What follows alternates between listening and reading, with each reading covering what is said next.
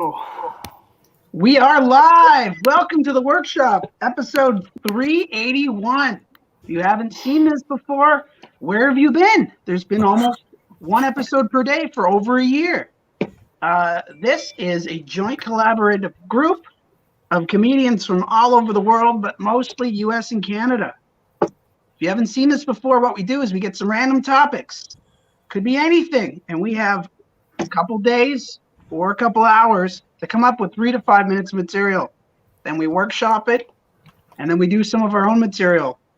You, the viewer, which I see two of you, welcome. You guys can leave comments. We will talk to you. We will interact with you, and you can tell us how funny or terrible we are. All right? Just once keep in mind that this is a comedy safe space. You can say anything you want, but we are 5 white guys on the internet. It's being recorded, so if you want to work anywhere in the world, keep that in mind, okay? So having said that, I'm going to do some intros.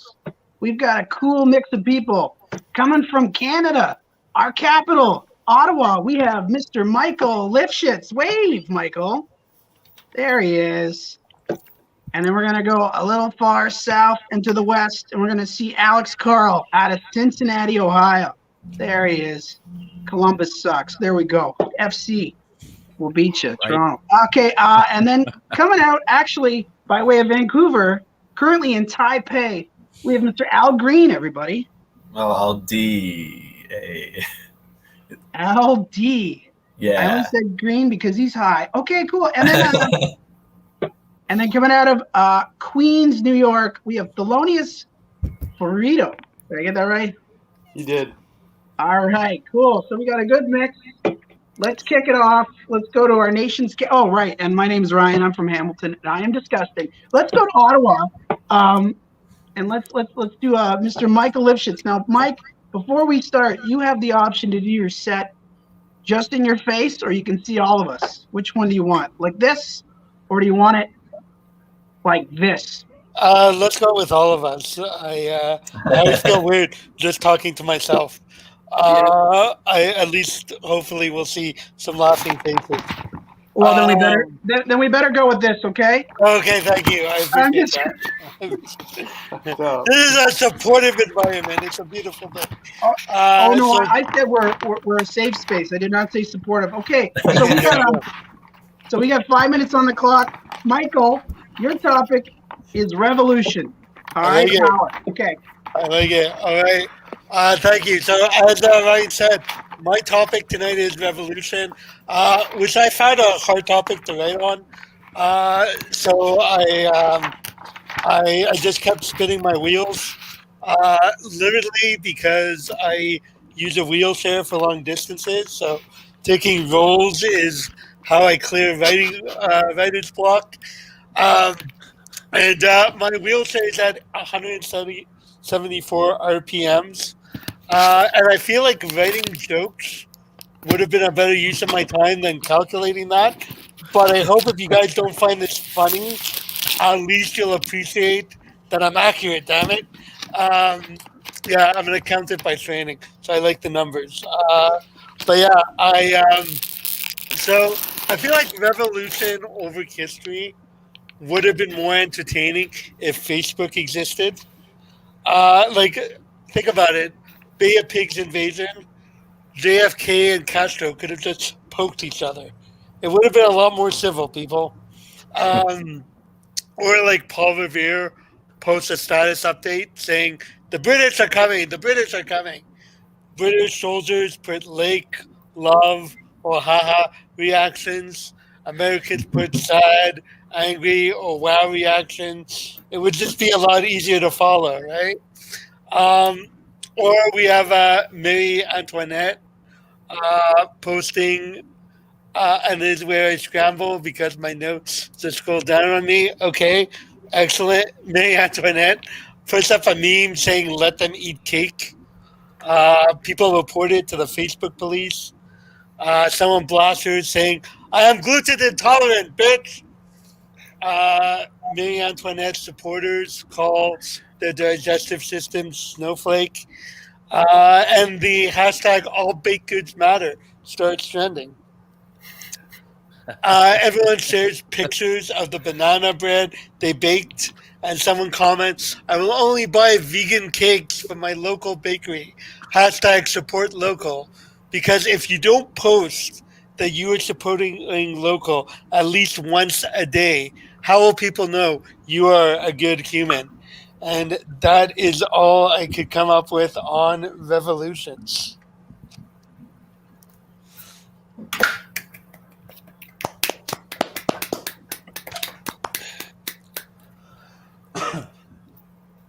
I spilled all my drink. My mic was off. Once again, let's give it up for Michael.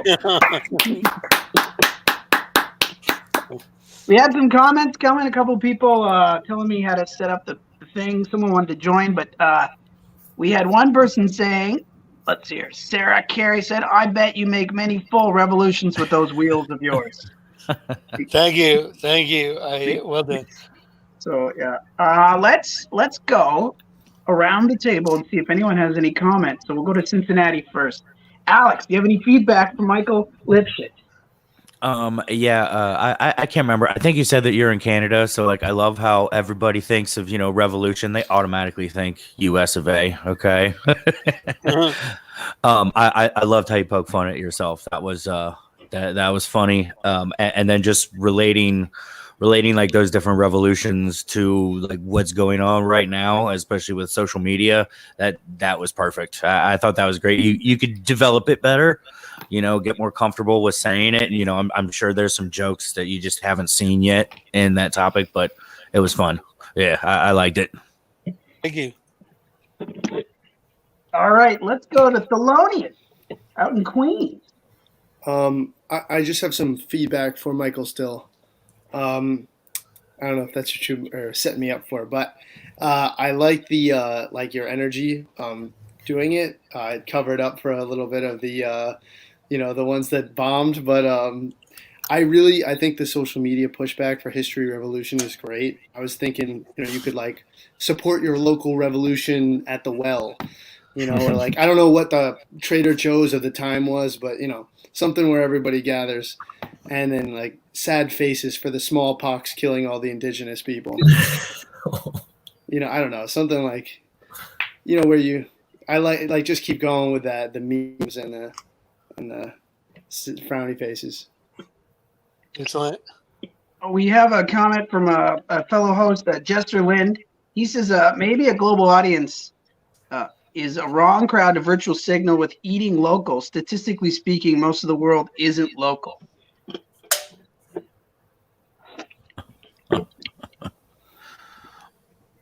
It's sometimes good to hear that stuff when you're writing material and you're going to be talking to people from all over the world. So let's go over to Al D.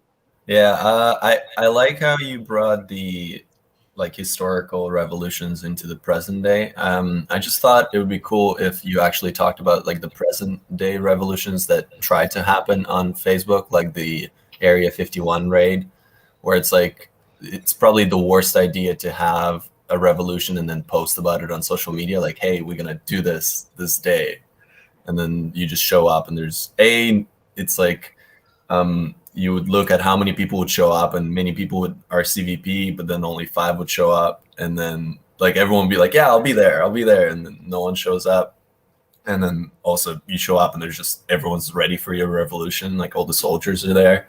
I find that aspect could be pretty good, and yeah, I really like the part where you had soldiers were reacting to the status, like the British are coming. That's a pretty cool. I like that part. Yeah, that's about it. Well, thank you. All right. I guess did everyone go except for me? Yeah. Since we're Canadian, the British are coming. When was the last time we actually said that? Maybe you could come up with a contemporary example, like when Prince Harry was going to move here, and then he stayed for like 3 weeks and then moved to LA. And then I thought it would be funny to think about you guys we're Canadian, so we'll just meet up for any revolution, and we don't even know what it is. We're like, what's the revolution? What are we doing? They're like, oh, we're protesting 2-ply. Like we want 4. It's like, it doesn't matter, right? We We just want to get out in the summer because the winter sucks. All right, I think that's it for everybody in the comments section. Myself. So good job, brother. Thank you, sir. All right, let's. I didn't even start your timer. I'll start better now. Let's go. What did I say? I said it was going to go to in order. So let's go to Alex Carl from Cincinnati, and he is talking about think tanks. All right. So I just start whenever. All right. So my topic was think tanks. And I'm not just talking about when Joe Rogan sits in a float tank and smokes DMT. But I wish I had a think tank for every real big decision in my life that I made. Like the act that resulted in my firstborn kid. It would have been a great time for some people that weren't my dumbass to get together and talk me out of her. So I probably just end up with a disappointment tank. For some reason, Mark Cuban would look at me because he's always part of any tank, right? Ever since he was in Shark Tank. And he'd probably just shake his head and we're not mad. We're just disappointed. Yeah, that's pretty par for the course there. But really, I also feel like the people that came up with the English language needed their own think tank. Because so I was reading this book about dinosaurs to my kid, and I noticed it read Triceratops, how it's spelled, but it's pronounced Triceratops, and it's not spelled at all how the fuck the word is actually spelled. Why don't you just fucking spell it like that? I mean, I think that it would have done some people some use to actually spell words how the fuck they sound. Granted, yes, I know not all dinosaurs are English words, but fuck it. I'm an American. We're kind of self-centered like that. That's what I got. Okay. We'll stop the clock. Thank you very much, Alex, Carl. Michael, you went first for the comedian section, so I'll put you first for the comment section. You have anything? I like it. I think there's a lot of room to expand on it because I think the direction you were going in terms of bad decisions. You mentioned your kid. You could probably find.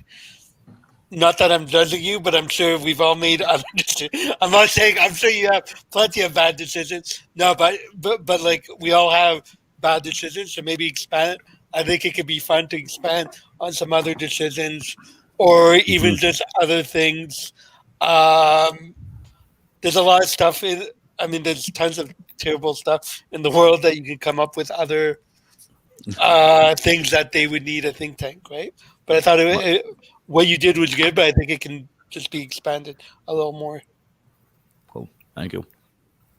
I like that Michael said the word think 20 times when talking about think tanks. It was I think that was good.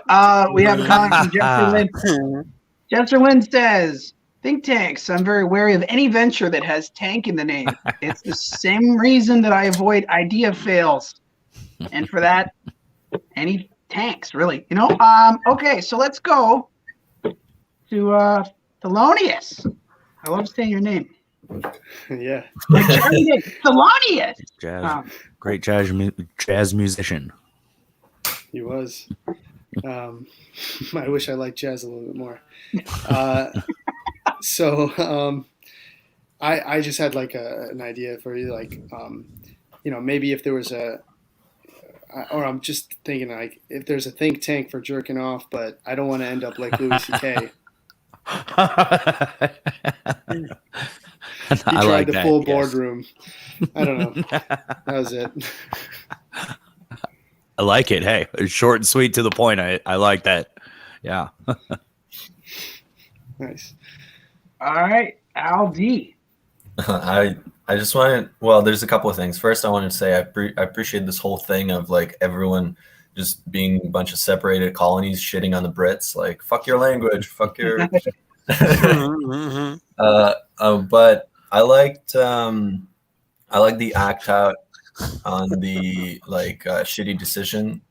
I think you can do more there. Like I agree, and I think it would be a cool idea to explore to have like a personal think tank on all your decisions and like the implications of it. Like if you had to have like you could start with like big decisions, but then you'd overuse it. Like you'd go to a coffee shop and they're like, "Do you want double shot or triple shot?" And you're like, I'll be right back." And then you just get with your think tank and decide on that. Like even the smallest decisions. I thought that could be a good venue for it. But yeah, that's about it. Damn, you guys are coming up with some good shit. Thank y'all. We have someone with a tag. Wank tag? I was trying not to laugh while he was talking because it came up on my screen. And I was just like, oh shit. I was trying not to laugh, but I don't think we're supposed to not try and laugh here. oh, okay. Well, Or you guys I was are trying not? to be Oh. respectful. If you are you guys new to this group? Because just don't for me, please. It makes me uncomfortable if you're respectful. We got Jester Lynn. He says, if you're gonna get a think tank, get an in-ground think tank because the above-ground think tanks are just trashy. That's good. Yeah, I liked when you were building on the idea that a think tank is just what Joe Rogan calls, floating or whatever it was. Float tank on DMT. Yeah, I like that. And then maybe you could say something like, until I got this topic, I thought a think tank is where you woke up after blacking out and getting arrested for being drunk. So it's just a drunk tank. Yes.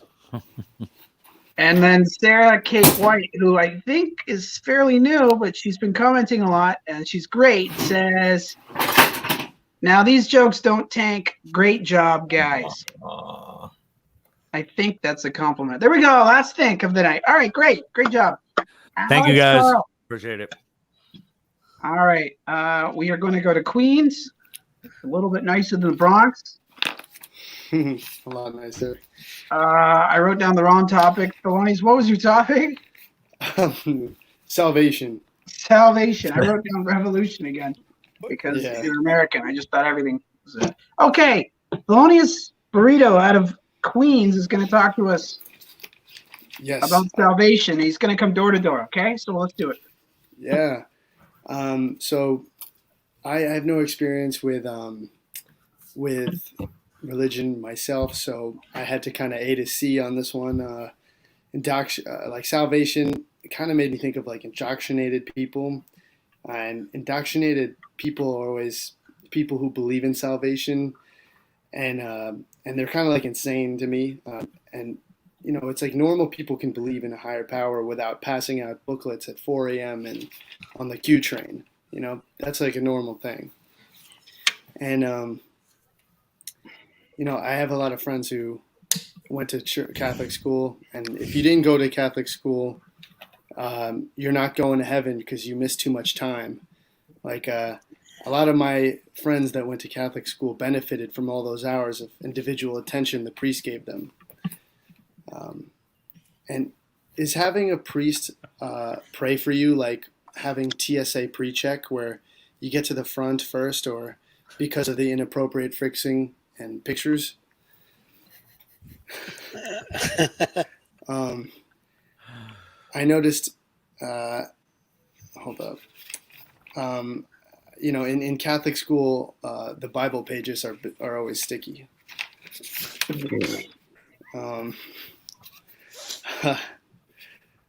Mark Cuban. Hold on. I didn't hear what you said. I thought somebody just said something. Hold on. So salvation makes me think of deliverance from sin, because that's like literally the definition. And so, like, are there little photon Uber fairies bringing the good and the bad back and forth? Just thought. I'm trying not to. Jesus Christ. Well, this will be over soon. All right. I can't do anymore. All the rest of them are even worse. So thank you. All right. Thelonious, it's okay. I'll go first. Just at the very end, you said, Jesus Christ, this will be over soon. Said the Roman to the guy on the cross. Because he was talking to Jesus Christ. And also, salvation. You mentioned Q train. I'm guessing that's a train in New York. Yeah. Yeah, more like the J train. Jesus is coming, and so is your priest. You hated Catholic school. Okay. Oh my fucking god, that was good. All right. Let's go in reverse. We'll go to Al D. Oh, I really like the thing, like what you said about the priest molesting the kid. You said it a few times, but I like the part where No, 'cause I like the part where you made it seem like it's like you make it work and then you're on first in line or whatever. So I thought it would be like it's like Rapture business class. Oh yeah. You get to skip the line or whatever, or like they call you first or something. I don't know. Yeah. But I like that idea of like you kind of pay for it. Yeah. That's what And Catholic that's about school it. is. Yeah. Just wait for the second coming. So everyone's playing on that word. And then someone said, I need to be saved from my priest. And then she put emoji eggplant church and then come on the face. Yeah, that's what I got from it too. Apparently that's what she got from it as well. Once again, this is being recorded. All right, let's do it. Alex Carl. What did you think of were you Okay, so I think there's always an opening for a priest rape joke. I mean, there's at least two. But I think anytime you can force your way in there with one of those jokes, I think it's I think it's a good thing to do. And yeah, I appreciate it. Those kind of jokes. So that's all I got. Rape. I mean, I've warned us it's being recorded. We're just pounding through. So at this point, these are 3 minutes in. Michael. So as a Jew, I feel like I'm going to leave off the Catholic priest because I think we covered that well enough. But does it make you want to see what all the fuss is about? Are we selling? I feel like you're missing out. I'm not judging. But yeah, I feel like there's enough hatred and issues I got. I don't need to attack the church. But what I will say is I'm wondering, maybe in terms of salvation, maybe play a little bit with it, which is also what the priest said. No, sorry. I was trying to stay clean. But maybe play a little bit with in terms of salvation in your own life, like stuff you've done. I don't know. That's the only thing that popped into my mind. That makes sense. Can I add something real quick? Because in all honesty, I did want to say, like, I don't know what came up with like that voice like in the middle of your set. Like, I'm sorry that happened. So I could see that would fluster me up too. So just want to point that out, that like that did happen. I'm sorry. I don't know where that came from, whatever, but like that sucked. So you were doing good. Then like that voice popped out of somewhere, and yeah. If someone has the Facebook open, that can happen. Just okay. Yeah. Huh. Well. I was like, I could see that tripping somebody right up. now. Like, I was wondering that too. I was like, I kept looking up. I'm like, you gonna finish your sentence? Yeah. All right. All right. I think we're gonna go to Taipei now, unless we have any other comments. Yeah. Starting now. Cool. I looked into weird addictions. I like how you didn't even say my topic, so I could just be talking. I didn't know. I didn't even say your name yet. I could do it. I was just seeing if anyone had any other topics, and then you started going, so I just didn't want to interrupt. No, Why don't we do this? Here's Al Lee, Al D. I got your name wrong 3 times. Here's Al D out of Taipei talking about weird addictions. Take it away. that's great. Thank you. I was looking into weird addictions and just learning about addictions in general, and turns out that you can split all addictions in just 2 categories. One is the behavior one, which is like internet, sex, murder, like the fun ones. And then the substance ones, like nicotine, alcohol, drugs, or the cool ones.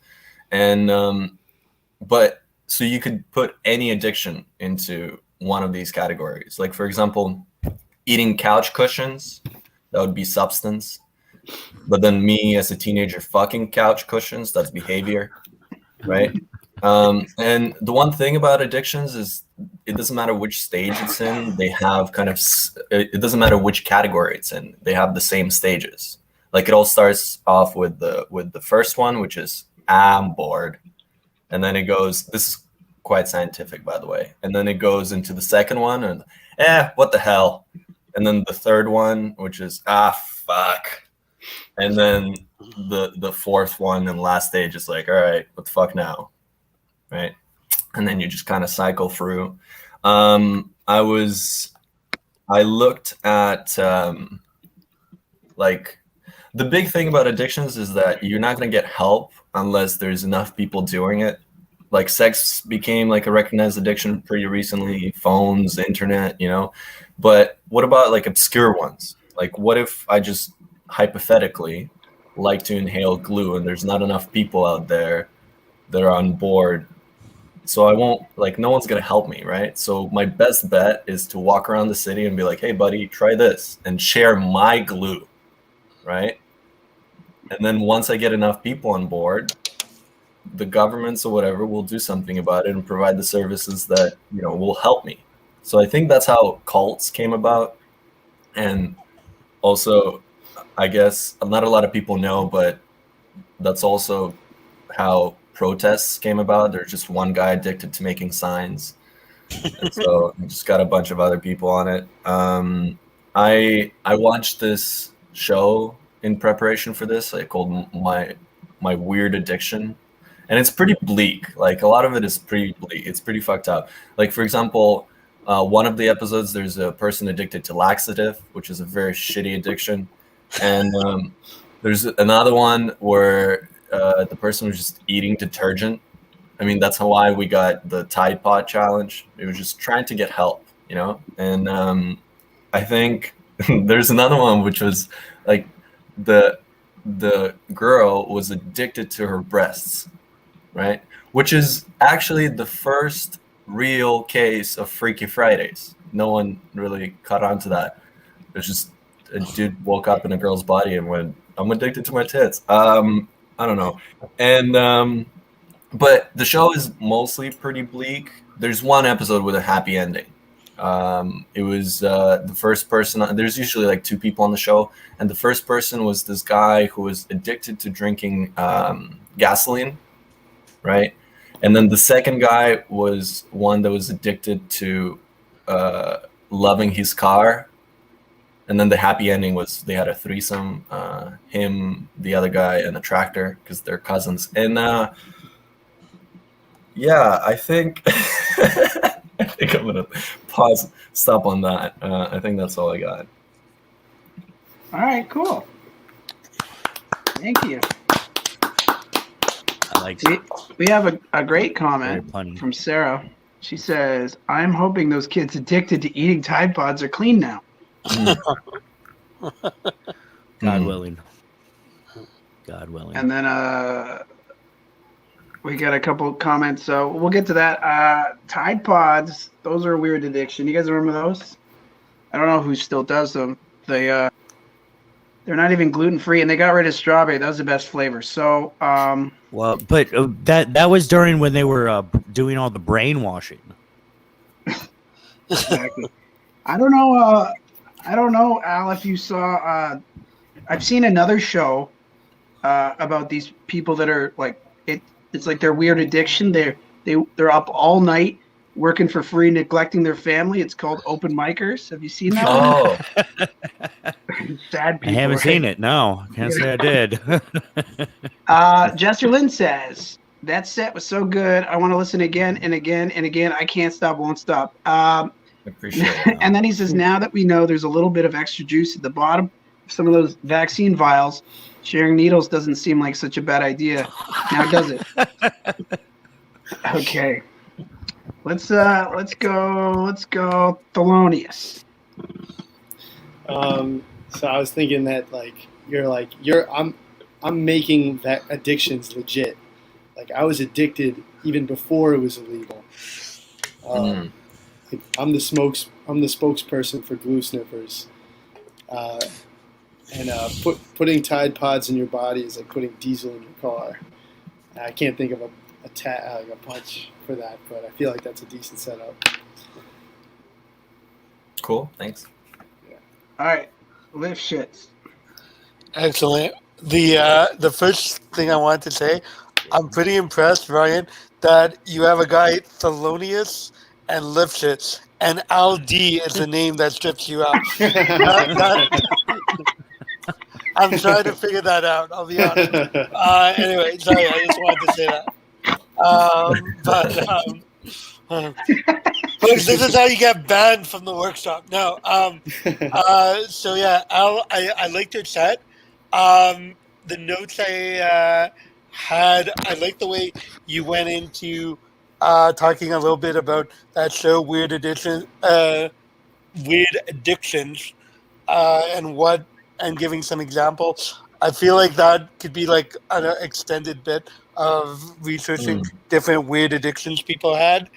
I like you were talking about how you won't really get help if not enough people are involved with it, and you mentioned sharing your glue. I'm wondering if maybe spin off into ways to advertise for weird addictions to recruit new members. I don't know. That was one thing I thought of. Okay. And then when you said happy ending, I know you mentioned on the show the happy ending. My head went to addiction to sensual massages. That was the only thing I thought of. So yeah. So, but overall, good chat. Thank you. I was thinking like about what you said in terms of spreading the news. It could be like, because it's glue, be like, have you smelled the good news today or something like that. Just a bunch of guys looking sketchy with bags. Yeah. Cool. And then Thank you. Alex, did we get to you? Oh yeah, no, yeah, you skipped over me. Is that why you gave me the finger?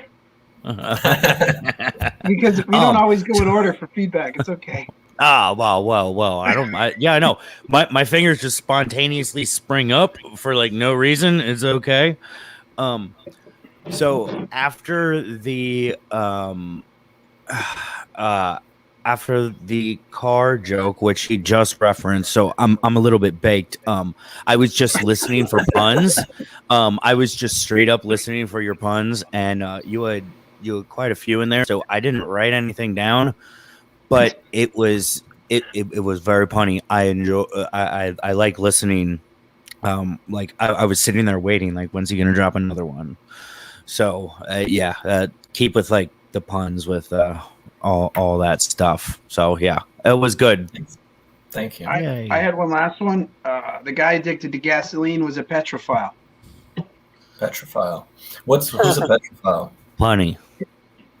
Oh. But yeah, unleaded, I guess. It's a petrophile. No, probably he probably has a lot of lead in his pencil, you know. Oh, that's good. Petrophile. All right, I think it's me. Is everyone gone? No middle fingers? Yeah. Just a weird thing to do to the host, but we'll go past it. All right, mine was unlawful behavior, which is a little bit easy for me to think about because I live in a rough city. I moved here recently, and unlawful behavior just means we're following by the street rules. It's fine. My neighborhood is so rough that neighbors don't come by looking for a cup of sugar but crack. The closest thing in my neighborhood to a bake sale is when they sell weed brownies in the park. And our local Methodist churches are actually methadone clinics now, so we're keeping it good. I moved here because real estate in Canada, believe it or not, it's big, but it's very expensive. Lifshitz knows. So I bought a house close to a park.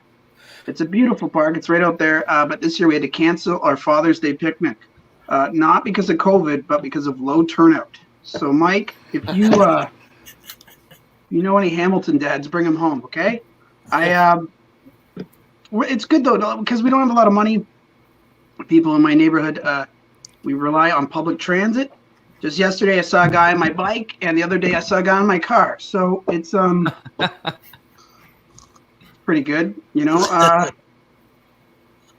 Because we have a lot of DUIs in our city too. A lot of people ride those mobility scooters that you can drive on the road. They can go like 35 miles per hour, but you don't need a license. You guys know what those? You ever see those? I don't know if you're allowed them. Yeah. So I usually start my set by saying I just came in from Hamilton, and boy, is my mobility scooter tired. But we actually have a problem. We have so many scooters in our city that we got a local gang.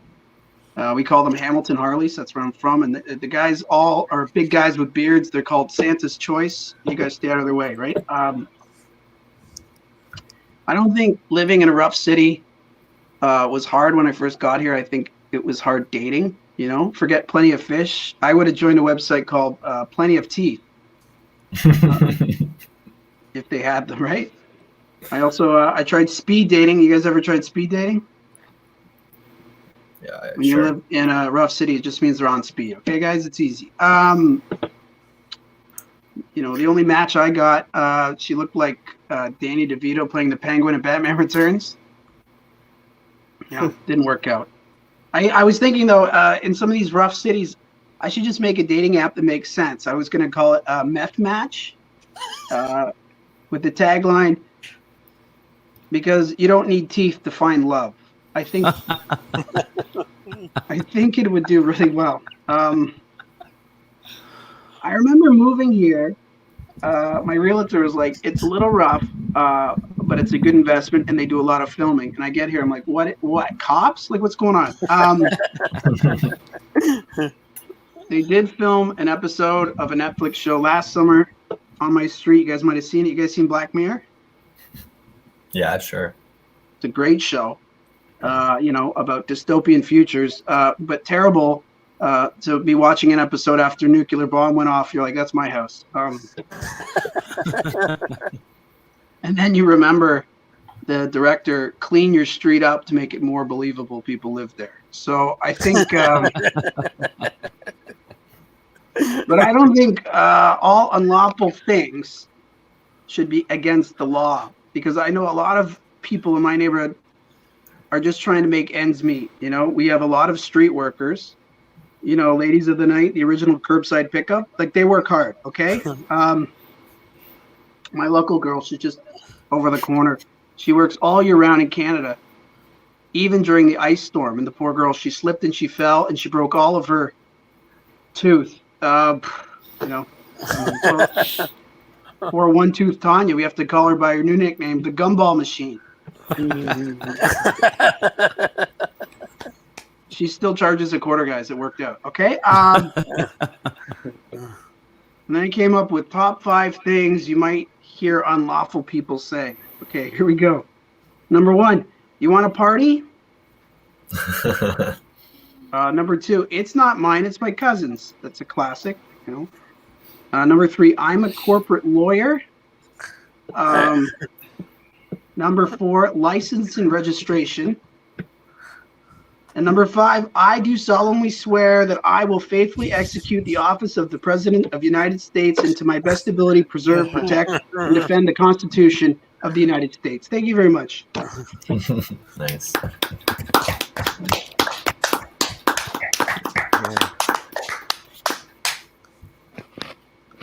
All right, let's go to the guy that flipped me off first. Oh, wait, is that me? Oh, well, that's good. You sounded like every comic that I hired for my cousin's bachelor party. How many bachelor parties does your cousin have?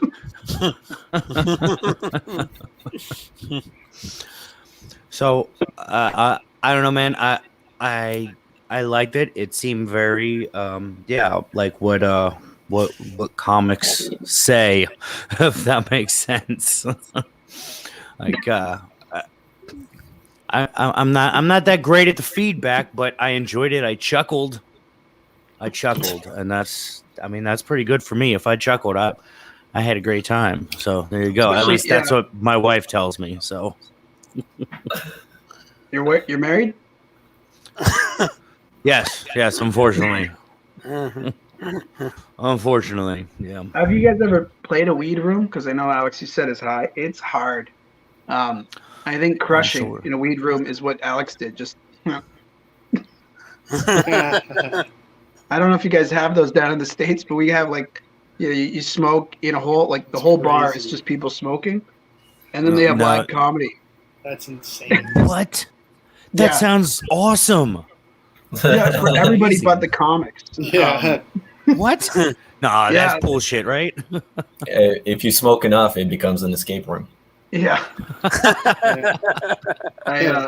The local one that we do, I always get put on first, and right before they put on the first comic, they give everybody in the audience some weed and some rolling papers, and they have like a rolling competition. So not only are they high, but they're rolling joints competitively, and I'm up there like I could just like sing elevator music, And they would laugh, right? No, that's what I'm saying. They just you don't have much focus when you're high. That's what I'm saying. Oh my god! Like Alex, you just went. How did your set feel? I'm just joking. It was me. Yeah, not that faded. Okay, all right. Hey, Michael. Yes. I'll be honest. I don't have the excuse that I'm high. And I don't have that much feedback. I really like the set. I think I may have gotten more of the jokes than others just because I had a friend who lived in Hamilton, so I understood some of the references. But what I liked about it is I think people could relate to the joke even if they don't know where Hamilton is. Like, I think it's fairly, I don't want to say generic, but relatable in terms of basically being a city neighborhood, right? I say it looks like we're always taping Jerry Springer, like outdoors. I like it. I thought it was really good. Definitely a lot of good stuff in there. The unlawful, the 5 things unlawful people say. I feel like the oath about the president could go for any politician, pretty much. And the corporate lawyer one, I think, can go for any lawyer. But I don't know. I would limit it to just corporate. But yeah, I thought it was a really good chat. I unfortunately don't have much in the way of improvements to success. Thank you.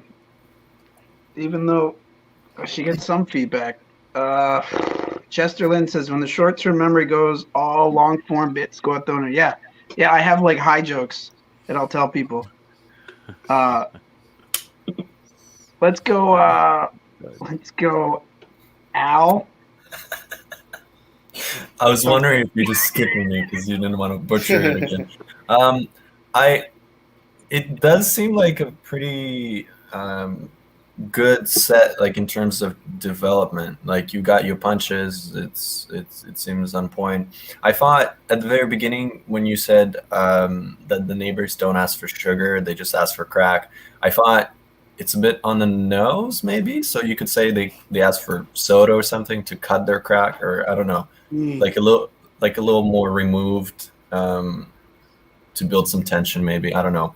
And then I like the Plenty of Teeth app. And then you could say that, unfortunately, it just kept saying there's no singles in my area, or like no available singles in my area. or something like that, and because it's probably like Canada wide, there must be some like and then also along those same lines, like how people get like there's hot singles in your area, yours says something else, like I don't know, there's no hot singles in your area or whatever, but you still get the ad, which would be weird. Like, why would it tell you? I don't know if you guys have ever had this, but one time I had so much spam and what are those like on my computer that I was getting like dating sites for Mumbai, India, and I was like, holy shit! Like, there's so many hackers on my computer. They're trying to hook up. You know what I mean? And then Yeah. I thought, like, my computer, like those guys know your computer. You know, like if a hacker comes back to my computer once, it's not because he wants to rob me. He's just doing a wellness check. You know. All right. Someone said, Ryan, I like how you made yourself look like you were just arrested. Very themey. I don't know. This is what I wear this to work. It's a sweet shirt. It's Purple Rain. He's dead. All right, thanks, Al. Did you have anything else? No, that's Do not you it. work at a record shop? I wish. I have a bunch of records, but I don't own a record player. Dude, So why do you remind me of Jonah Hill in Superbad?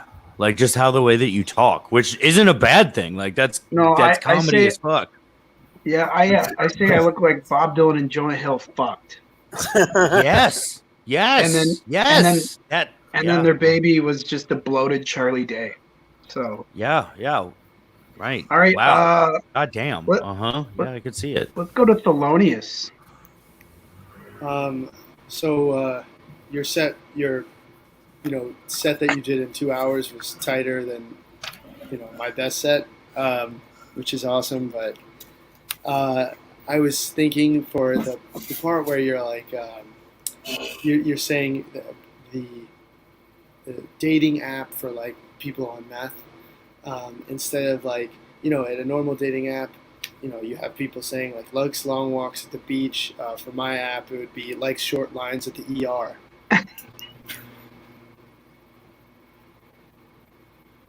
Yeah, what would that dating app be? The meth match. Yeah, that was you. So Likes long walks on the beach. likes short lines at the ER. Short lines on the coffee table. Oh yeah, okay. Nobody likes short lines, though. Nobody likes short lines. That's being stingy. Okay. Yeah. You Stingy. see her? You see that deviated septum? You know she fucks. Yeah, she blows for a little blow. Yeah. At Right. one point, someone said, Alex Carl said, at one point, Alex Carl's voice sounded exactly like Patton Oswalt. That's a compliment. Okay. Cool. Yeah. I would hope the jokes would, not just the voice. But yeah, thank you. Oh, so he gets the double thumbs up, and I get a multiple double middle finger. Okay, there we go. Thanks, Thelonious. I guess we'll keep this show running. Despite my best judgment, let's just keep going. You want to go in the same order, Mike? You want to do some stuff? Sure. Guys, I'm a little worried about my maturity. Like I'm 45, and I knew I had a problem because I called up Rogers, my cable company, and asked them about how to stream Disney Plus on my cable box. And the person, after a while, comes back. They go, "Yeah, you can't stream Disney Plus, but it sounds like your kids have an excellent father." And I paused for a second, like, why? What kids? Like, what's she trying to tell me?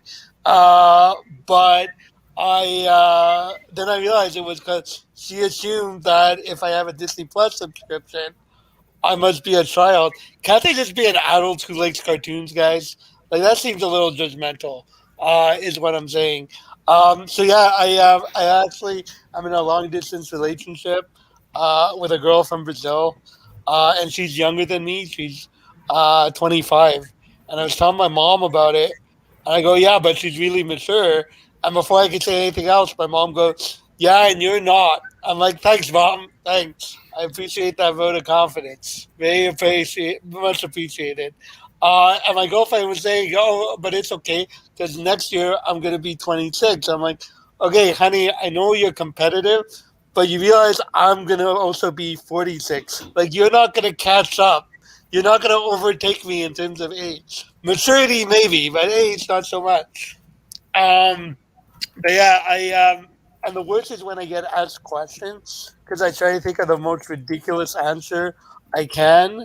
Like someone asked me, who's your spirit animal, or what's your spirit animal, and I answered animal from the Muppets, which apparently does not count as animal. Um, or I went to get my flu shot 1 year, and for the questionnaire, uh, under "Are you pregnant?" instead of saying no, I wrote, "I feel like if I was, we'd have a lot bigger issues than the flu." To explain, or "Are you feeling well today?" I wrote, I ticked yes, and I'm like, "But it shouldn't all be about me. How are you?" Which fortunately the nurse had a sense of humor, because I feel like you should not be fucking with people or messing with people who are about to inject you with a needle. I feel like that's a bad life choice. Um, and guys, advertising. I want to talk about advertising. There's a company here in Ontario called Drop Dead Insurance, and their slogan is "Drop Dead Insurance for when death happens."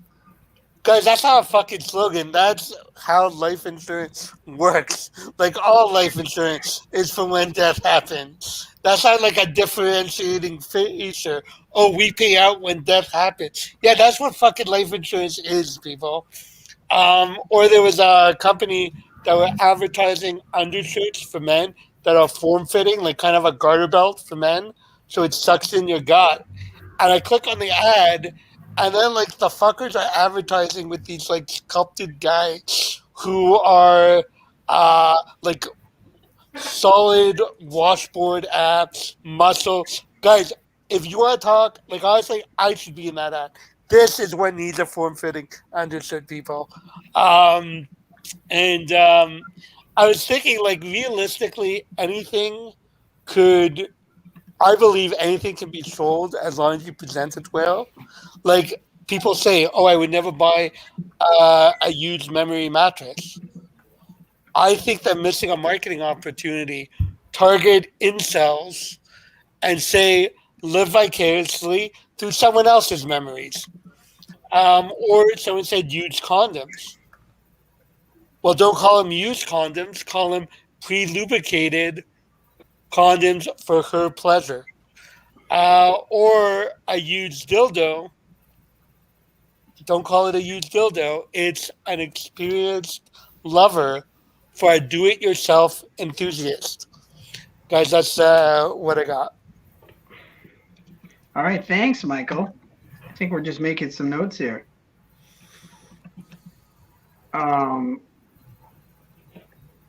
I use dildo. I think that's just called ex-husbands.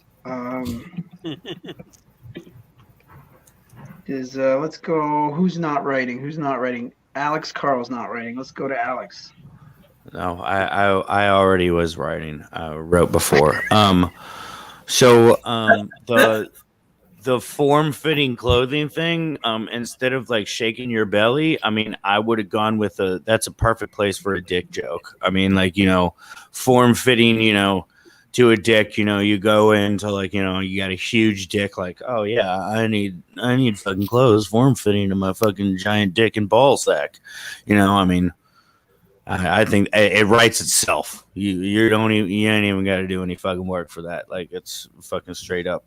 And then so that was that, and then the pre-lubricated condoms. I thought That's perfect, dude. You could straight up just go any number of places with that, just like you could with pre-lubricated condoms. Okay, you could go anywhere with that. All right, so that's what I got. You. All right, I had one thing. You said drop dead insurance when death happens. You go, that's not a fucking slogan. Maybe it's a subsidiary of the Clinton Foundation. So it says for when death happens. Wink. I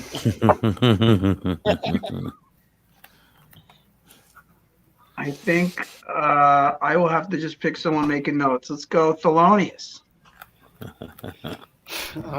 I can see you guys. You're making notes. I hope it's on his stuff. Yeah, of course. It's just not good notes, you know. I tried to get something. I was gonna say, like, you know how you're immature, so my girlfriend thinks she's taking advantage of a horny 18-year-old from America, and that's not just because I live with my mom. And then, you know, something about like how like maybe like blah blah blah, I'm a loser, and then my mom agrees with her. I don't know. I don't know. Cool. I feel like Thelonious is projecting. No, I'm kidding, man. I'm kidding. Sorry. I am. I'm from my own. I didn't want to tell you this, Michael, but Thelonious is that Brazilian. You know, Yeah. I wanted you guys to meet. I set this whole thing up. 381 episodes to get here. Okay. It's beautiful. And he is turning 26. I hope you still accept that. Al, did you have any? Yeah. Sorry, Thelonious, did you have anything else? No. I just wanted to say that Alex's middle name should be, that's just a dick joke waiting to happen. Like, you could literally add that to anything. Like, after any set, it's like, well, what you said there, that's just a dick joke waiting to happen, dude. Wait till you hear my dealer's choice set. Oh, yeah, cool.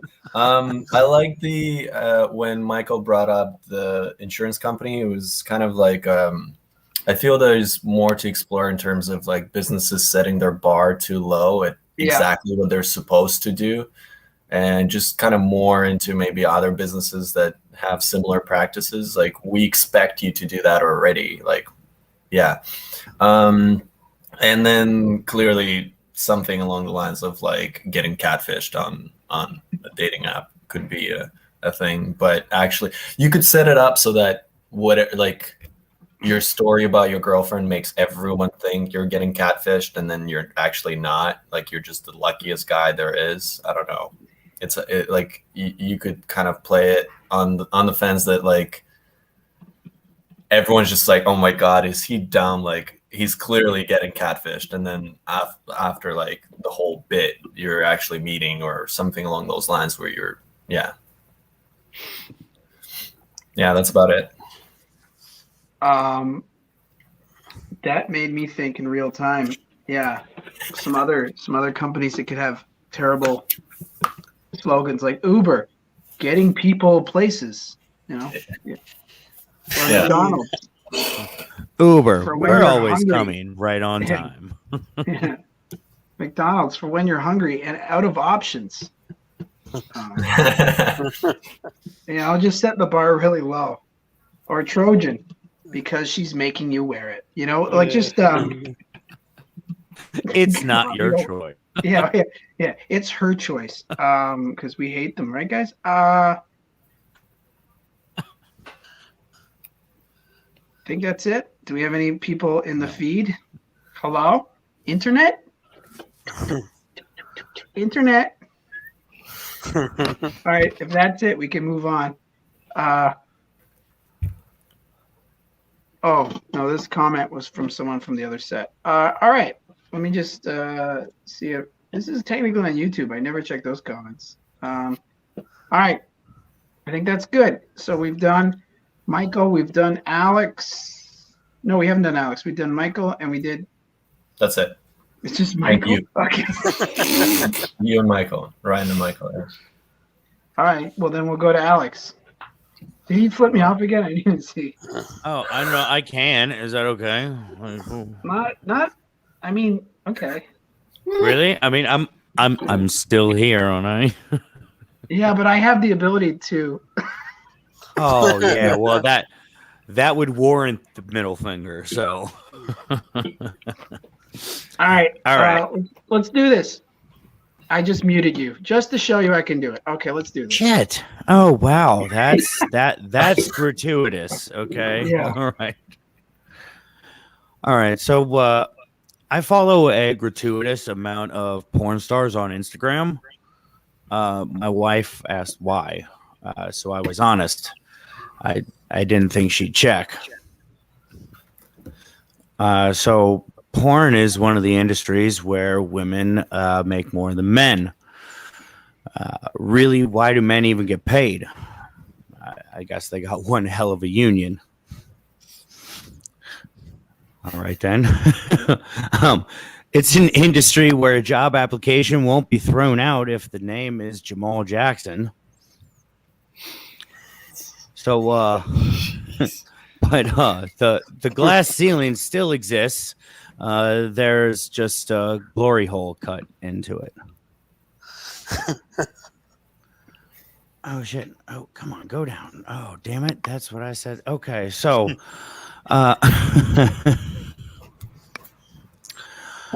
so something else about me. I sweat profusely, like a shitload.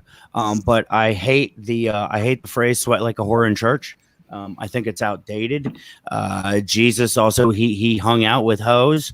So I came up with a few new phrases. So I'd like to share them with you guys. So I sweat like Mike Tyson selling seashells by the seashore. I sweat like Joe Biden boarding Air Force One. I sweat like Ghislaine Maxwell in jail with a Clinton supporter. I sweat like Floyd Mayweather reading out loud to the class. And as I said, I'm married. My wife is Jewish, but she's awful with money. So how did I get stuck with the one fucking Jew who's bad with cash? I mean, what are the odds of that? I need a real Jew to figure that out. So I got a little something on the side. Okay. His name is David Steinberg. He is reasonable. He's fair pricing, and he calls his mother every weekend. But sad news, my wife admitted to faking orgasms when we first started dating. I said it's sad, not surprising, okay? But she couldn't have faked something else, like her pregnancy, maybe? Speaking of my youngest mistake, he tried to stick a piece of bologna into my belly button the other night, which is gross, but yet somehow still cute. But when I try to feed other kids at the park from my belly button, I'm the fucking weirdo. It is fucking double standard if you ask me. But kids are stupid.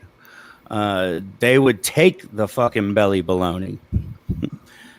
Hell, kids would walk into traffic if they could. And sometimes you want to let them. I mean, shit, we can't shake them anymore. So you got to keep those crayon-eating bastards on their toes. I mean, it can't be that hard to find a pet cemetery. Okay, that's it. All right.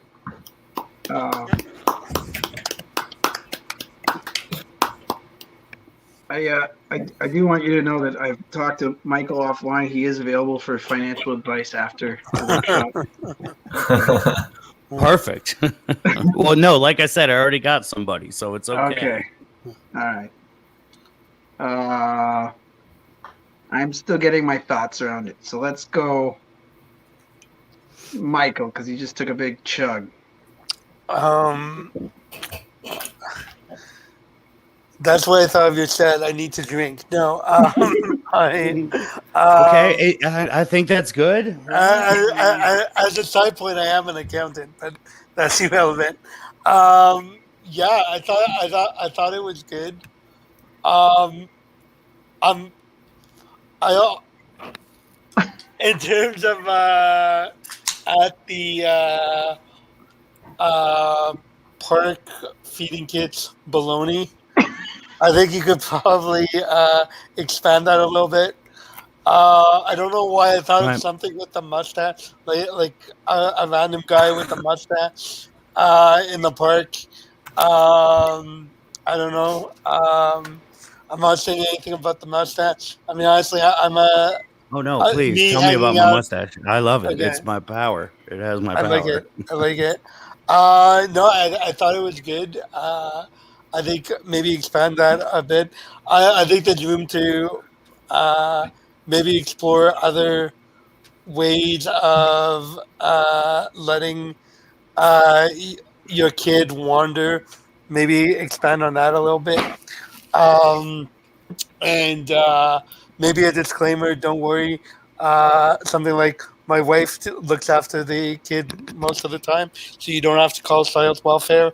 Something like that. Yeah, I think that would be about it for the feedback I got. All right, thank you. I just have one little thing. I sweat profusely like a whore in church. I think that's a terrible slogan because most churches have ACs and those whores wear nothing. Yes. And No, then I like that. I don't have much more. I guess that's good. I'll take that as a compliment. I'm gonna flip a coin. Thelonious. So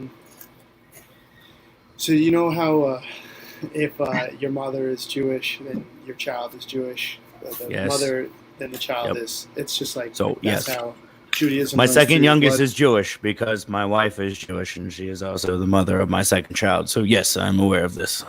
Yes. Oh wow! All right. Mm-hmm. So I don't know how. I was thinking that I don't make good decisions, like impregnating the only Jewish person who isn't good with money. So I decided to ask my son for financial advice. Oh, right. Yes, I get it. Yeah, so it's a stretch if you want to keep going with the Yeah. slightly what you mean. anti-Semitic stuff. Can I just ask Alex, what's the comedy scene like in Cincinnati? Is it pretty? I honestly, so I just started writing comedy during the pandemic. Like seriously, that's when I started writing. I haven't done an actual in-person open mic. I've done an open mic over like a Zoom. Well, it was the whatever the workshop StreamYard. It was StreamYard, and then I did a podcast last Friday. But I don't know because it's just starting to come back. Like our governor just opened up literally like a week and a half ago. So I know I can speak at least for Thelonious, myself, and Michael. I don't know what the Taipei scene is, but I know for sure the Vancouver scene. Some of those jokes. Now, I'm not ever going to tell people not to do certain jokes, but you might find, depending on the scene, that they might be a little bit against the social norm of like, I don't want to say like I don't know what I'm trying to say here, other than I think there's a branch of comedians that may think that it's a little edgy. Does anyone else kind of agree with what I'm saying? What I would say is I think it depends on the show. Because I could see some, and this just becomes a question of knowing the room and the show you're on. I think because there are some shows I've been at where I think that set would go over great, and other shows where they would crucify you So I think it's just a question of knowing your audience. The other thing I wanted to mention, like I could see that set going well on a blue show or a dark humor show. Yeah, late night maybe bar more- show. Yeah. Yeah, maybe more generic things. I don't know if I feel like a regular open mic, at least in the Ottawa scene, because I'm originally from Montreal, I feel like in the Ottawa Montreal scene, the kind of mainstream open mic crowd, I think, would probably be split. There's probably a few people who are really gonna like you, and some people who are gonna be at the other extreme. The other thing I want to add to Thelorius' joke about asking your son for financial advice, maybe add on that now he's giving me an allowance. How is that's the only that? thing I thought of. How is that joke more offensive than any other? Like that's what I'm. Really? No. I don't think that joke was offensive. The comment about the So which one offensive was? edgy. So like which I- one was it that like I would get like crucified? I Or which in and of itself is kind of an offensive fucking joke anyway. yeah, Like, that what, was like what, and I'll be honest. which one? What was it? The Jew jokes? Because I mean, The literally, Jew I joke- mean, honestly, the Jew jokes. I don't think. I mean, unless you're doing a show for B'nai B'rith, then I would probably leave those jokes right? out. Like it's Or stand-up Holocaust comedy. survivor. Like Don't do that.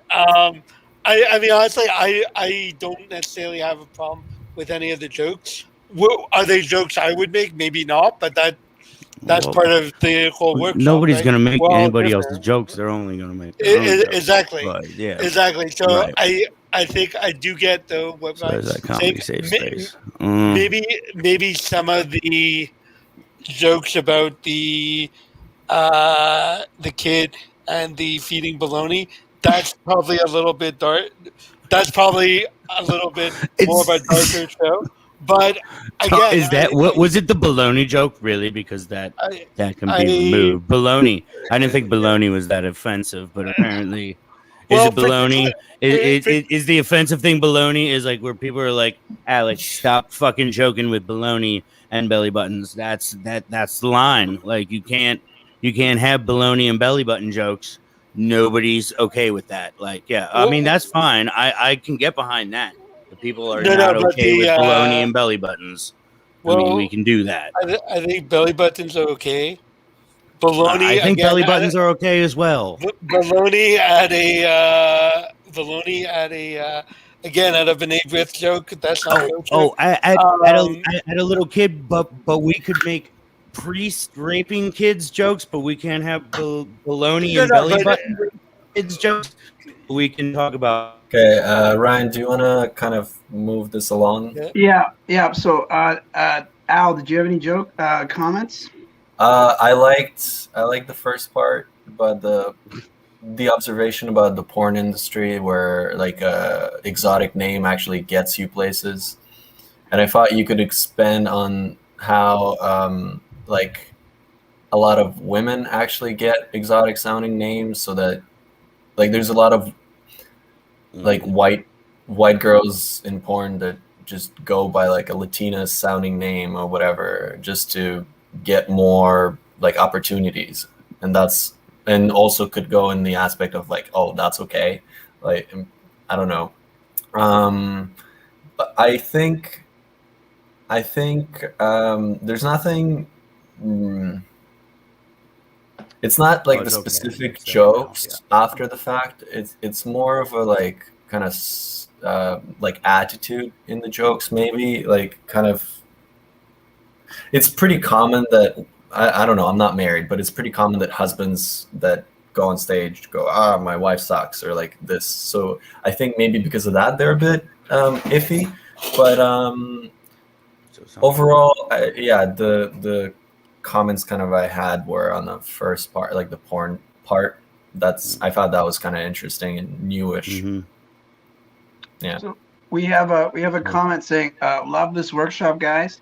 Aww. And I think this comment from Jester just might put a little context Jesterlin said, maybe preface the Jewish wife material with why you married her to take the edge off by winning us over first. So I think that's kind of what Al's saying. It's just like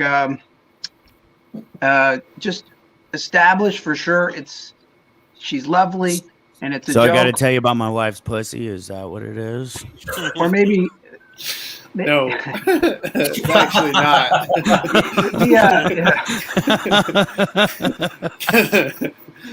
Yeah, but I'm sure Not her she's lovely, and maybe that we was just need me to know fucking that. with you. Okay, that's cool. Yeah, that's fine. Cool. Alright. Like that's what I was trying to figure out. I was like, what the fuck did I fuck up with? Because, dude, my mom or my wife's mom has heard that joke, and I mean, she's Jewish as fuck. Like, dude, I mean, we go to Passover and shit, and she didn't find that shit offensive. So that's what I'm like, what? Like, that's what has me confused. Is I mean, like.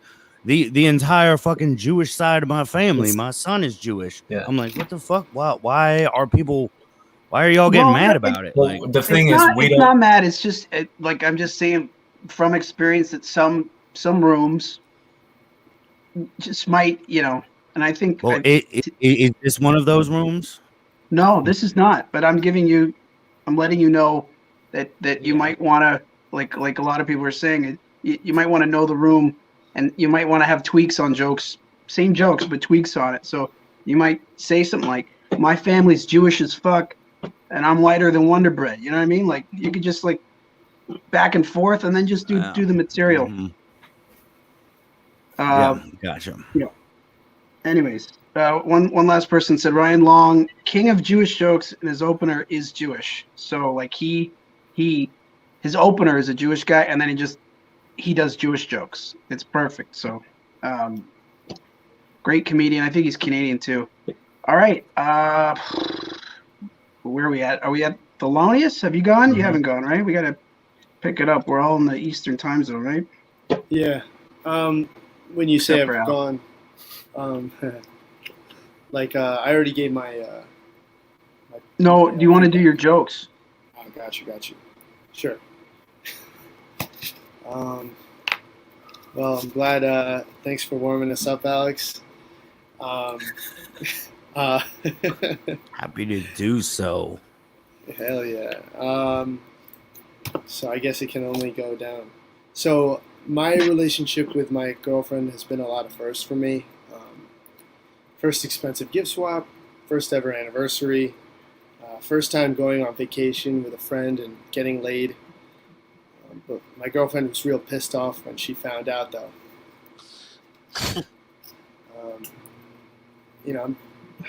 She's staying with me, I think, because I'm getting a motorcycle, and I'm getting a motorcycle because it's very cheap, relative to a car. Buying it, insurance, even collision damage insurance is cheaper, and I figure that's because you can't collect collision damage insurance unless you're alive. And but I feel bad for the other guy and the other driver, because to collect, he's going to have to take it from literally my cold dead hands. One over here and my right arm over there.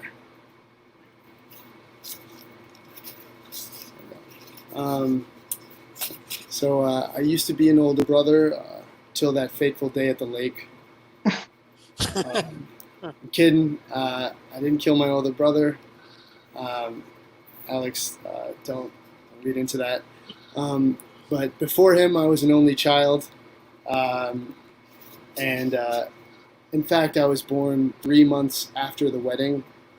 So if my math is right, 9 months minus 3 is one expensive mistake my dad just made. With my mom being an immigrant, the conversation around abortion must have been a very touchy one. Because at 30, my dad was surprisingly progressive, and he was very pro-choice. But at 24, my mom was pro her citizenship.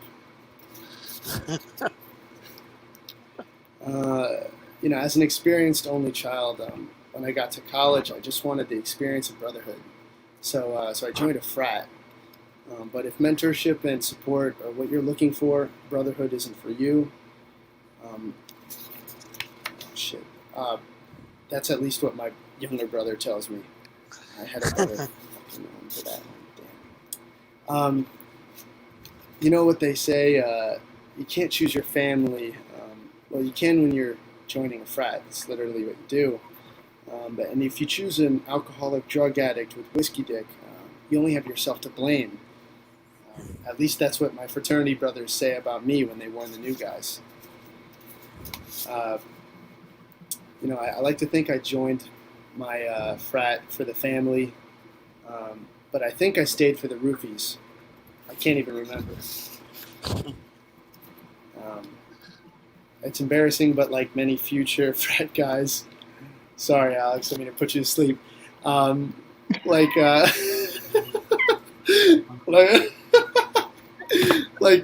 many future frat guys, my favorite movie was American Pie. Yeah, that's when I realized it was a basic bitch, just like Alex. My school's frat parties were all in basements, so trying to invite girls over always felt like telling a kid where the candy van is. And you go to the corner, go to the old house, and you knock 3 times, and you say, I'm here for the roofies, and you walk past unfolded 30-rack boxes and down a narrow staircase, and there are kegs and sweet, sweet drinks that you'll love, trust me. We ended up getting kicked off campus for our no fatties policy, but that wasn't body shaming. That was just for the keg stand safety. There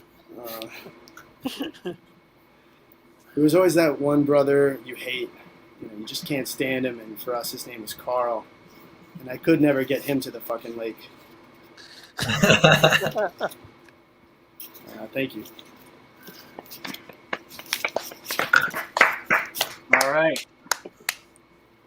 Hey, Alex, if you want, do you want to chill still, or you want to hang out? You're good. Okay. All right. We will go to Al first for some comments instead of going last. I was gonna comment on the fact that like frats are the only like school or college organization that would know about your whiskey dick. Like it seems because you mentioned like why would you wouldn't choose a brother who's like whatever and a whiskey dick. It's like how the fuck what? Yeah. I like the lake part with the brother. I think you kind of switched like the old brother, young brother thing there. So maybe I may have misheard, but maybe paying more attention, like being a little more solid on who's the young and who's the old brother, I guess. And then you said before him, I was an only child, because that was yeah. I can explain because that would I know what you're saying. I'm an older brother. My younger brother is 10 years old. So I've been an only child, and then I was a brother.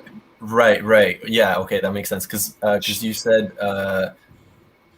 there was some confusion there. I guess maybe I misheard or whatever. But let's see. That's all I have for now. I think I like the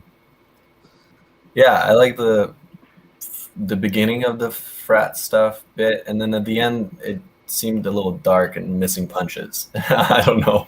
It was just like, yeah, we rape. I don't know. It was just a little bit. I don't want dark. that. Maybe adding some punches and sweetening it up a bit, yeah, could work. So speaking of that, we have some frat punches right here. Someone said, Jesterlin said, I love the tour of the frat world.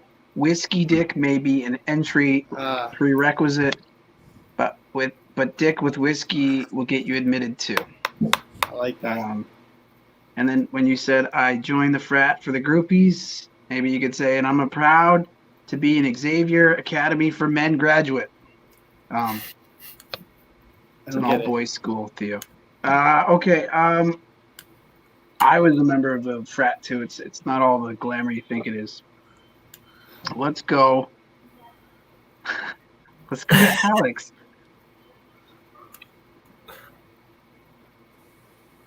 Just keep it moving. Okay, let's go to Michael. I'll be honest. I wasn't part of a fraternity, so I didn't know that much about it. But I like your set. I really liked the callback at the end when you talked about Carl, but you couldn't get him to the lake. I thought that was kind of cool. Like Al, I was a little bit confused about older, younger brother. So maybe just to clarify that a little bit, and the age gap, that part confused me a little bit. But it could also be the time and my fatigue. But I liked it. I thought it was fun. I think maybe just the more you practice, the more comfortable you'll get with the delivery, and I thought it was good. Yeah, thanks. And the frat jokes keep coming in. I was an computer engineering frat, alpha, beta, beta. We never left beta. That's my There you go. No one else's comments? Going once? I don't think so. Okay, cool. So Al, I will let you go last, so I'll go. So you will go last because you said you love going last. Is that okay with you? Sure. All right, Sure. cool. I'm working on a set about feminism, so we'll try it out. Maybe I'll do a backstory that I grew up in a small town. I don't know if you guys grew up in small towns, but we didn't have many options to do anything to have fun. You smoke weed, throw rocks at trains, play doctor with your cousin, and we didn't have a lot of options, for food either. We had one Chinese food restaurant and they served the best hamburgers. We were small. We were white. We were so white it looked like we ate chalk in our basement, We thought brunch is when you ate Lunchables for breakfast. Do you guys know Lunchables? Yeah. The redneck charcuterie, Nothing says I care about my chunky kid's health like pumping a full of some old Halloween candy and a refrigerated Ritz cracker with some pig's asshole. Lunchables, official snack of alcoholic parents who watch NASCAR. But it was interesting because even though we were in a small town, we were progressive hicks. We were upscale white trash. Like my dad used to drink full Budweiser, and they're like, "Look at this college boy," And I didn't really even hear about the word feminism until I went to university, and I was intrigued. I actually have a minor in ecofeminism, but I remember, calling my mom and telling her that's what I was going to study, and she's like, "Wait until your father hears about this, because he's going to be so proud." We were, he went to DeVry. He was educated. Yeah. I think there's a misconception that all rural sort of towns are backwards when it comes to gender parity. I'll explain. Growing up, we lived in an equal opportunity household. My mother would never say, "Wait until your father gets home." She would just smack us right there on the spot, and we were proud of it, right? Like one time my mom smacked us in the grocery store, and a concerned lady ran up to us and was like, "Ma'am, I do not think you should be striking your children without your husband. Like, where is he?" And I just remember looking at her with my one non-swollen eye going, like, how sad is this woman, right? But despite me taking ecofeminism at school a long time ago, I still wanted to research the subject. So I typed in Google problems with feminism, and Google said, "How much time do you have?" So I don't consider myself a male feminist. I don't think calling yourself a male feminist, that's like saying you're a female men's rights activist, like I don't want to see my kids, or a male accountant. Just means you're bad at your job. Or what's a male foodie? You just specialize in beer, chicken wings, and Hungry Man dinner. But through my studies, I have found that feminists come in all shapes, sizes, and shades of white. And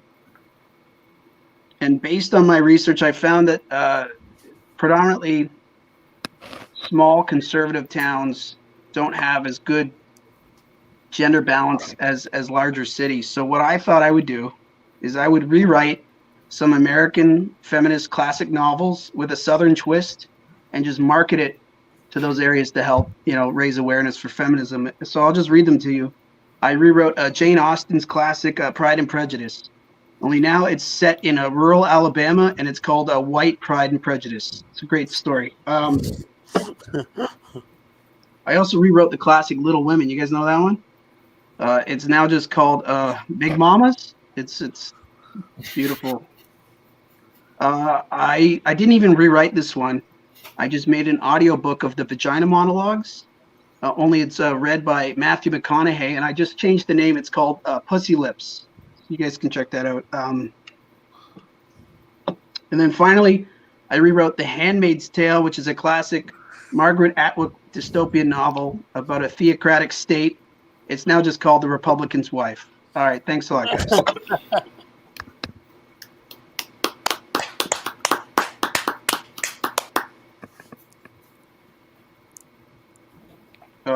Let's see what your mom actively changing gender roles and the layout of your face. Yeah, nice.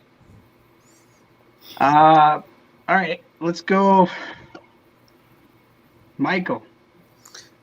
I liked it. I thought it was really good. I really liked Lunchable, the redneck charcuterie. I thought that was clever.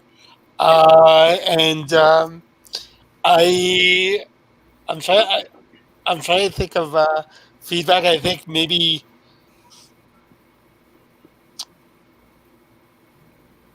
I don't know. I don't have much in terms of feedback, which I feel bad because that's the second time I'm doing that to you. But I thought it was good. I enjoyed it. I forgot to add with the Lunchables that my one time, this is a true story. We were in the grocery store. We only had one in my small town, and we were in the checkout, and Lunchables were on sale. My mom was buying the whole store. And the lady at the cash out was like, "Ma'am, I just got to tell you, these aren't good for your kid's development." And she's like, "Neither is drinking when you're pregnant, And he turned out just fine, But she's pointing at my brother. I'm over here eating Lunchables. I remember that. So here we are. All right. Yeah, good job. But I hear Martin Lawrence is interested in acquiring the film rights for Big Mamas. Nice.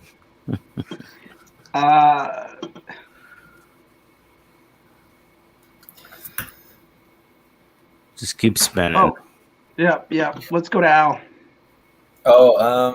I like how you framed like your family being pretty woke, but then being kind of blind to other issues like beating the kids, and maybe you can add more stuff to it. Like, I was thinking about the male foodie thing, and I'm surprised you didn't mention craft beer. Like, you look like a male foodie with already a list made up of top 5 craft breweries or something like that. I was gonna say it at the end, but yeah, I have a food review video series that I release twice a week. It's called Chowing Down, and I just eat food, and then I have IBS, so I usually end up right there in the bathroom. And then I was thinking about the Big Mamas. Like you could say you tried to rewrite it, but then you got copyrights like stricken by Pornhub or something like that. I mean, it's already in there, but I don't know. Maybe, yeah.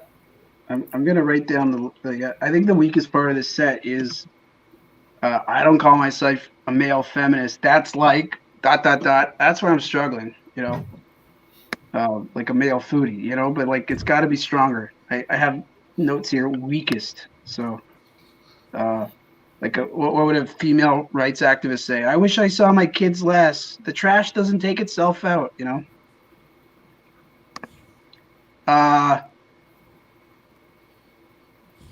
It could be like, no, that's it.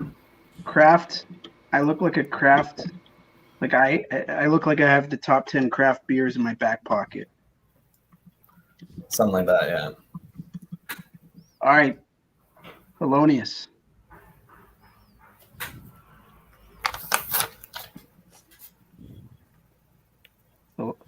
Polonius? And then there were 4.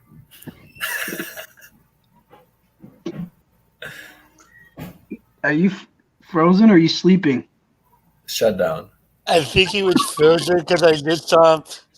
His like spinning, so I think it might just be frozen. Okay. Let's just do your set then, Al. Great. Yeah. Let's see. Oh wait, Thelonious is coming back from a different account, probably on his phone. Woo! Yeah, my bad. Now there's 5 again. yeah. I'm okay with this Technically, lineup. you're the younger brother Oh now. shit. We Do lost you have any one? quick feedback so we can get out of here by midnight? Oh Jesus. I wanted to say like, maybe like, yeah, my Lunchables came in 2 flavors, regular and hot. I don't know.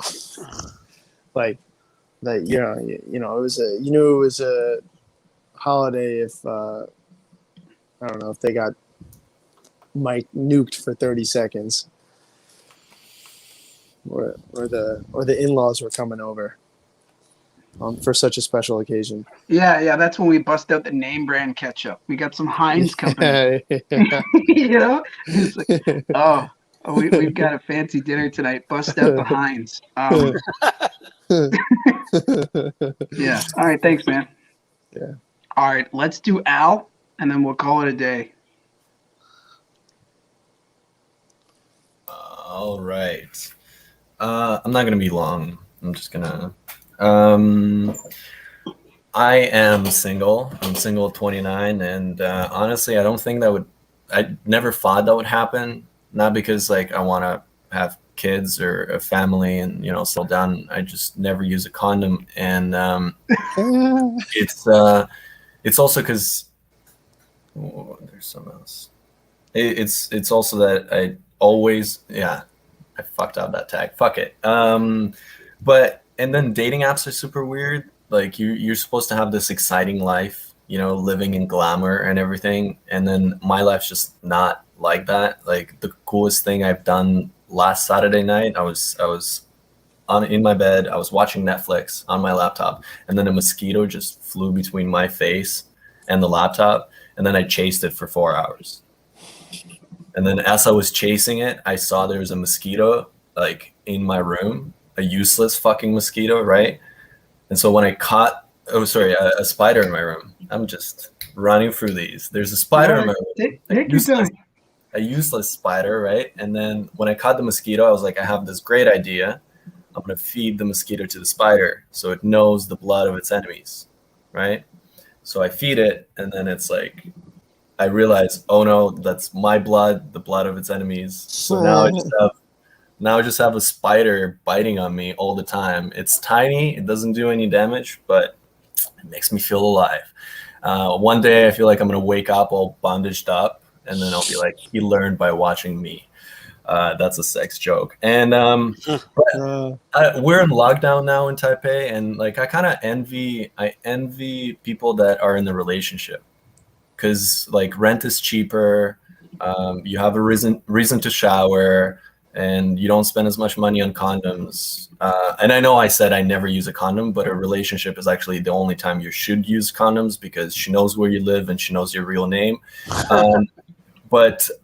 So every now and then I just miss being in a relationship so much. I pretend I'm in a relationship, mostly when I order Uber Eats or, skip the dishes. McDonald's dinner for 2, don't mind if I do. But every now and then I'll just, reminiscent on times that I was in a relationship, like the fun things we did. So like last week I just Dutch ovened myself. And it's not as fun when you do it by yourself. That's probably one of the first times I cried without laughing when I did it to someone. So that was an experience and a half. A lot of people don't know, but I'm part Russian. And one thing about being Russian, that's not great, is that our half-life crisis comes at the same time when normal people's quarter-life crisis comes. Like when COVID hit, everyone was so concerned. They're like, we need to save people over 60. We need to vaccinate. Russians are like, you leave over 60? And that's why a lot of people were super surprised that like Russians were one of the first to come up with a vaccine.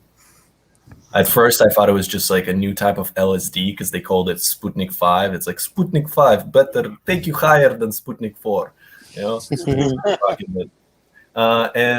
but a lot of people laughed at it, like, haha, Russian vaccine. But actually, it gives you 98% immunity to COVID after the 10th shot. You put it in shot glasses, so Yeah. it's a bit of an issue actually. And let's see, I like in lockdown here, and I figured I'm gonna learn Chinese because I've been here for about a year, and I can't read for shit, and I'm deciding between like simplified Chinese and traditional Chinese. And if you guys don't know, there's actually like in Taiwan they read traditional Chinese, and there's a big movement as to like keep it traditional. They're like they bring this example of a word that's love, and the simplified version doesn't have like this part that the traditional version has. And all the Taiwanese people are like the part that's missing, it's the heart. It's the word for heart. How can you have love without a heart? I'm like, listen, I've loved strangers for the last 15 years of my life without the use of that organ. In fact, girls call me simplified Chinese because I'm usually done in less strokes than they're used to. And that one usually kills if you know Chinese. Let's see, is there anything? I had to stop telling people that I had stepsisters because of Pornhub, and then recently I started telling people that we're actually step siblings because they're anti-vaxxers, and it's been a divider in our family. Let's see. I was thinking recently about Neuralink. I don't know. Have you guys heard of Neuralink? It's like this device by Elon Musk that's going to help people with brain disorders. But I'm excited for the future of Neuralink, where you're going to be able to control like things your brain does with a push of a button or an app. Like for example, if you're you could just shut down your hearing or your sight. If you're like, imagine if your roommates want to have a party and you just want to sleep. I don't know why in my imagination I still have roommates, or why they're not inviting me to their parties, but just, right? And then you just press a button, you can't hear anything, you go to bed. It's amazing, right? Or like, you're on the plane. Imagine you get on the plane and there's like 4 babies in the aisle. And you're like, damn it. But with Neuralink, you press a button and that erection is gone. So you can fly.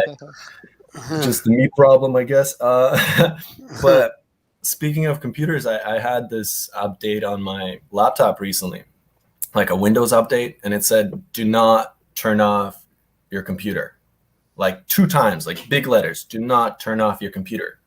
Do not turn off your computer. And then underneath it said, your laptop will turn off multiple times. Like, am I in an abusive relationship with Microsoft? What the fuck is this shit? Like, it fits all the signs of an abusive relationship. I mean, I know because I've been on the other side, but it definitely sees multiple people. It makes it hard to leave and go to someone else, and it knows way too much about me. I think I'm just gonna switch over to Apple. At least like the worst thing it's gonna do is share my nudes with a lot of people on the internet, but like they already do that, right? I'm gonna stop on that. Yeah. Okay. All right. Al, lots of good stuff in there. Dinner for 2, utensils for 1. Okay. I hate when they give me more than one set of. I don't know if they do fortune cookies. Probably not in Taipei, but they do here in North America with Chinese food. Don't you judge me. Sputnik 5 because it's good for 5 hours. Listen, I like my girlfriend, but I love my fleshlight. When you're talking about stuff that doesn't have a heart. I like condoms, but I love when we can't find them. And you can like air quote that one. And then you said you envy people in relationship in lockdown. I don't know. I called my mom and she was talking to me, like during peak lockdown, and she was like, "I feel bad for all your single friends." And my father yells from the couch, "And even worse for the married ones." Like it's not. I don't know. It's hard. It's hard because it's hard to get laid, right? Mm. The only benefit I think married guys got is we can talk about getting laid twice last year, and you guys are like lucky. Like that's it. That's it. Yeah, that's pretty good. Polonius, Um, nice angle. Your nostrils are perfect. sorry. So This way it looks like you're actually in the closet. The one before was like he got out. Yeah, it's a hazing at his frat. Yeah. So I about the Dutch oven thing. It was like I think it's not as fun doing it alone because to shit on my own. I think Dutch oven, you shit on your back or something. You shit on your chest. To shit on my chest. No, it's got nothing to do with shitting. Oh, really? What's a Dutch oven then? Oh. Dutch oven's when you fart under the sheets, and then Oh my god! I thought it was. and like then a you're like dirty, you tell dirty your partner to like you just throw the sheet over their head and make them smell it. one. But I Oh, like fuck. doing something dirty, but by yourself. I thought it was when you shit on the other person's chest. No. And, so that doesn't really matter. So then, I was thinking like for the computer when it's like, do not turn off, like Freudian stuff. For the suggestion where it's like, do not turn off. I'll turn off for you. It's like, that's what I tell a lot of girlfriends. Do not turn yourself off. I can do that for you. Yeah. All right, cool. We have a comment real quick. Okay, the spider getting a taste for your blood via the mosquito is a great idea. You got it. Next time. And then I haven't done that one in a bit, so I keep fucking it up, and I can't read Chinese. I'm sorry. Something in Chinese, but we know you can't read it. Sorry. Yeah. Then finally, stepsister, the ultimate sexy erotic name according to Pornhub trends. Yeah. All right, take it away. Take us home, Michael. I want to thank you guys because I didn't know what Dutch oven was, so I'm learning. That's good. If we got anything out of this 2 hours, I it's learned that. Dutch oven, and also that Thelonious is into some interesting shit. No pun intended. Really. But Al, sorry, Al, I liked your set. When you talked about with the girl being in a relationship, she knows where you live and know your own name. I was just thinking if you can play on something with. That's why I usually like a pseudonym and suggest her place. I don't know. That's something that popped in my mind. I have another one where I just say you don't need to use a condom if you don't use your real name. Okay. That's why I go by Al. Like, what is Al? Alex, Alphonse, Okay. Alfred. Yeah. Cool. I like the part about the Russian life expectancy. The Russian vaccine. I don't know if you want to play a little bit with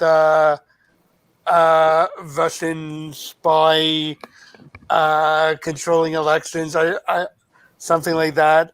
That's okay. You could explore. And I like the fact that the 10 shots because they put in shot glasses. I don't know if there's a joke about vodka in there. This is yeah. Okay. I don't know if expanding on the vodka thing. Yeah. Which I guess makes me a little bit racist because when I think Russian, I think vodka. I guess that makes me a racist asshole, but that's okay. I think part of my family was from the Russian area, so it's okay. So it's totally okay. Yeah. There's probably some Russian blood in me, I think. I don't know. Anyway, before I get myself in more trouble, I'm gonna hand it back to Ryan. No, I like the part you said where it makes you do things like with election, because I could say like it gives you 98% immunity to COVID and also makes you vote Trump or something like that. That's one. Like I like that suggestion. Thank you. Yeah. Cool. 98% immunity to COVID, but 100% chance of liver failure. So Nice. there is a unique angle you could get. Al, you're a Russian descent from North America, currently living in China. Sort of. Well, some people Come disagree on. about the China part. Oh yeah, Taiwan, Taipei. Yeah. Well, I mean, technically, what I said wouldn't piss too many people off. Yeah, that's true. Oh, Ryan, I wanted to ask something real quick. Did you give me any feedback for my for the longer jokes? I think so. I don't know. I think because of we might have missed that because Yeah, like, I said you joined a frat for groupies, and you're proud to be an Xavier Academy for Men graduate. Right. Okay. And someone else said the only prerequisite. Then we went into a long list of frat. Like, you got a lot of stuff you can go with the frat stuff. There's a lot of comments in the when you guys watch tomorrow, if you want. There's a lot of good comments. Jester Lind and Sarah Kelly. Someone else I haven't seen before, but there's a lot of good comments in there. You guys can follow it along as well when you decompress. But we are at that time. We made it. Now's the time that we go around and promote you. So we'll go to Al first. Well, I'm gonna be in Vancouver, I think, by September. So yeah. And for now, you can find me on Instagram. I just got a podcast on dating, comedy podcast on dating. It's pretty cool if you haven't dated for the duration of the pandemic. A lot of people don't know, but in Taiwan, we had the freedom of doing whatever the fuck we wanted because we didn't have a COVID up until 4 weeks ago. So we actually just lived life. And so you can check out my podcast, Best Before Date, and it's on Instagram, Best Before Date Pod. Available on all platforms, Spotify, Apple Podcasts, all that. It's beautiful. Yeah, thank you. And do you have an Instagram and Twitter, or is it just that one? You can bounce off of that one and then find the rest of my social media. But yeah, beautiful. Let's do. We have a good comment. Everyone's so great. Looking forward to working with you all. Great. Let's go to Michael Lifshitz. Tell us where we can find you. So across all social media platforms, you can find me at Illumabilities. I thought Lifshitz was hard to spell, so I went with something simple like Illumability, which is why I changed my name because not that easy to spell. But hey, if I made good life choices, I wouldn't be a comic, right? So there you go. All right. And Thelonious, where can we find you? Living at a kegger. Yeah. Thelonious _Farito. Yeah, exactly. You can find me there, and you can find me at a couple of open mics on Thursday in the Lower East Side. Still just starting, so not promoting anything right now. You're promoting yourself. Just keep doing that. Yeah. All right, and finally, myself. You can find me on YouTube, TikTok, and Twitter at Ryan Sim Comedy. You can watch my show Chowing Down, where I eat various foods that upset my stomach and then pay the price. You can also follow me here. Twitter is Ryan Sim Comedy. Like I said, Instagram, Cedar Sim, YouTube, and TikTok, just search for Chowing Down. Thank you. We come again tomorrow, episode 382. I want to thank again Alex, who left us, Alex Carl, Thelonious. Al D, who's in Taipei, Taiwan, Vancouver. You can check him out in a couple months in Vancouver in September. Michael Lipschitz up in Ottawa. Brian Sim here in Hamilton. Goodbye. Bye bye.